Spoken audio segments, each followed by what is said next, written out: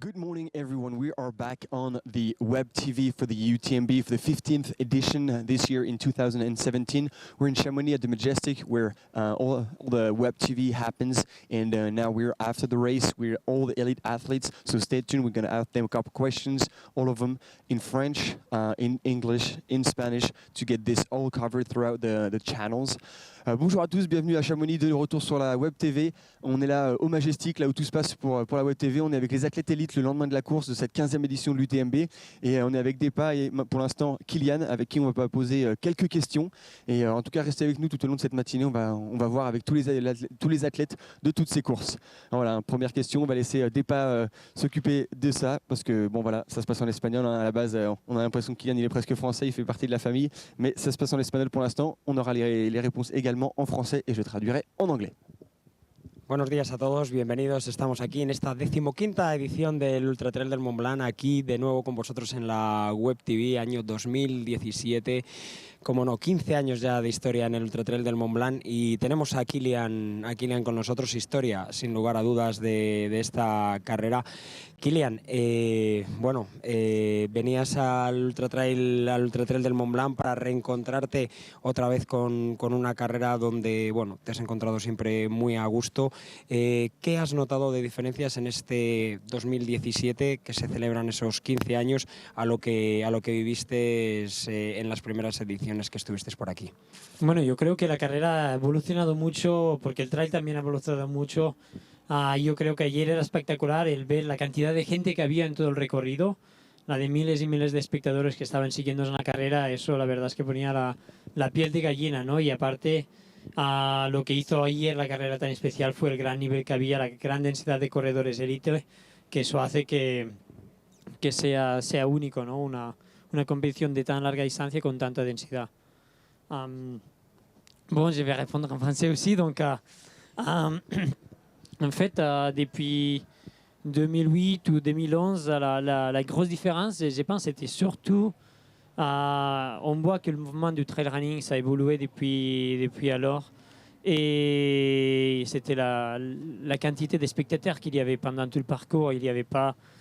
On ne passait pas 10 minutes sans qu'il y avait des mondes en train d'encourager, même au col de Bonhomme, avec l'ambiance de mauvais temps, avec le vent, avec la neige. Il y avait une quarantaine de personnes qui étaient là-haut en train de tout donner pour nous encourager. C'était quand même exceptionnel pendant tout le parcours. Et cette édition, ce qui était spécial, je pense, pour les élites, c'était la grosse densité de coureurs qu'il y avait.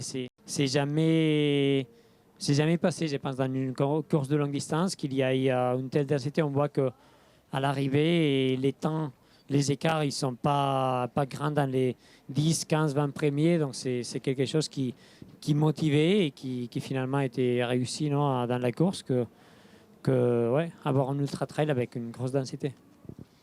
Okay, so Kilian was making the comparison between 2008 and 2011 when he raced here compared to this year's edition. The biggest difference with the growth of the sport of trail running was the amount of spectators on the course. He said, like, there wasn't 30 minutes spent without having spectators cheering for the runners, despite really bad weather conditions, all the way up to Col du Bonhomme, where it was raining, it was snowing, below freezing temperatures. There were still like 30, 40 people cheering on for the runners.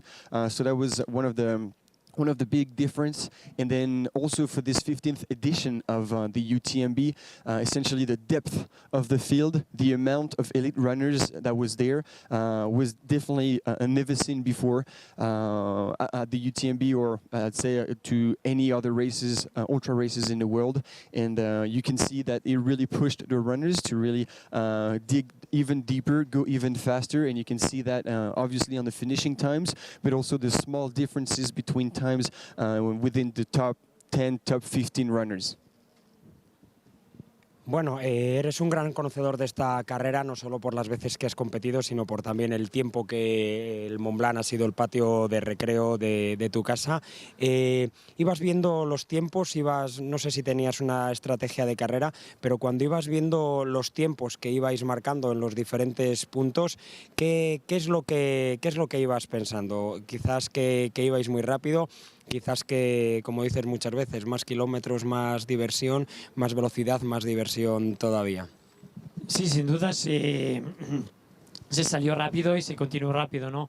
Eso lo sabíamos ya antes de salir porque hay corredores que, bueno, había una decena de corredores que son muy, muy veloces y yo no miraba mucho los tiempos de referencia porque tampoco me lo sé o no tenía una estrategia pensada en eso. Era más salir, ver cómo se iba, cómo iban los otros, ir haciendo con eso. Pero sí que sin duda se salió muy rápido y se continuó así, ¿no? Al final yo creo que es el hecho de que haya tantos corredores a este nivel que lo que hace es que todos pues al final lo vayamos dando todo y al final pues se pueden conseguir esos tiempos. Bon, j'avais pas une stratégie en fait avant la course au niveau de temps. Moi, je savais pas les temps de passage ou comme on allait ou des références. Pour moi, c'était plutôt de partir et voir comment ils se sentaient, comment ils étaient les autres. Mais c'est vrai que ça allait très vite et c'était normal. On savait que ça allait vite parce que quand tu as 10-15 coureurs qui sont si rapides, c'est sûr que ça pousse aux autres, ça pousse à tout le monde et finalement, la course, c'est pour ça qu'on est capable de faire ces temps-là à la fin. Okay, so I'm going to try and keep it short. Essentially, Kilian was explaining that during this race, there was such a really deep field and so many strong athletes that right from the start, actually they were pushing the pace harder, faster, and that explains really why the finishing time are essentially so fast. I'm going to go for maybe a last question. Une dernière question avec Depa. Sí, la dernière question es la última pregunta para ti.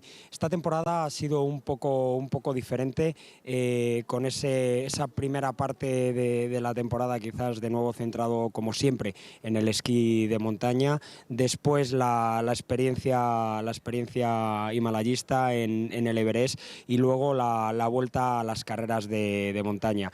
Tres facetas de Kilian que son Kilian en general.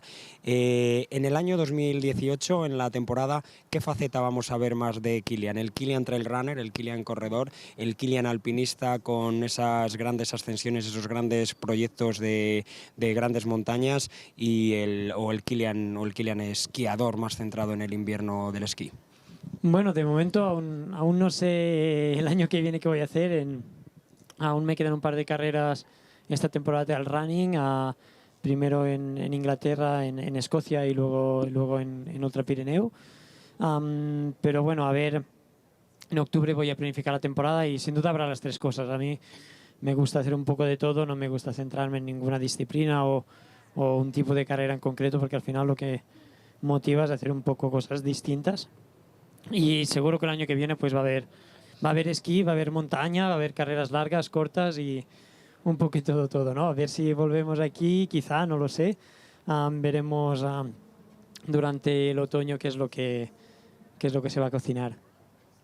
Bon, c'est vrai que moi j'aime bien les saisons un peu remplies avec des choses différentes. Donc pour l'année prochaine, pour 2018, j'ai pas encore pensé. Je vais finir déjà cette saison avec une course à Glencoe en Écosse, puis Ultra Pyrénées. Et après cela, ça va être le moment de décider un peu la saison à venir, mais c'est sûr qu'il y aura du ski, il y aura de la montagne et il y aura aussi de la course à pied, et tant des longues distances, j'ai envie de faire, de cours aussi. Donc peut-être, pourquoi pas revenir ici. De toute façon, bon, il faut réfléchir et penser pendant l'automne à quoi faire l'année prochaine. Excellent. So the question to Kilian was like, okay, you are practicing at high level several different sports. So what's going to happen for 2018 for the next season? And he said like, well, he's going to start finishing this season with 2 races, 2 trail running races in Glencoe in Scotland, and then Ultra Pirineo in Spain. But then winter will come, and obviously he doesn't define himself as like a single sport athlete, but he likes to do multiple sports. So he said there'll be mountain alpinism, there will be skimo, and then there'll be still races. And so when fall will come, he'll like start looking into next season.